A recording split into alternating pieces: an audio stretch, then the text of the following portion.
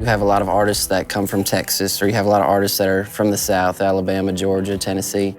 Who's from South Dakota? You know, this kind of helped me just make my own lane. Hey y'all, I'm Tyler Halverson from Canton, South Dakota, and I'm part of Dickel's class of 25. I was the weird kid with a skateboard at the cattle show that, you know, could still put his boots on and go lead his steer around the ring. Being the oldest of 8, there's not pressure, but I'm supposed to set an example for all my siblings. Like, find something that you love, let it kill you, and chase the hell out of it. Why country music? I don't know what else I'd be doing. I think that's who I am and what I'm about and what I came from, and I'd be faking it if I tried anything else. Songwriting is still my favorite part of the whole process. Maybe that's my edge, I guess, how I phrase things and how I approach things. I have a song called Mac Miller, and for anybody that thinks we're diluting country music by, you know, hip-hop references, I would say that it's cool to do something a little left of center. You don't have to go right down the middle.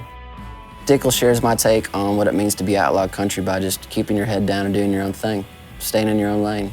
Even just the way that Dickel spells whiskey without the E. You know, I think that I have my own little namesake to what I'm doing.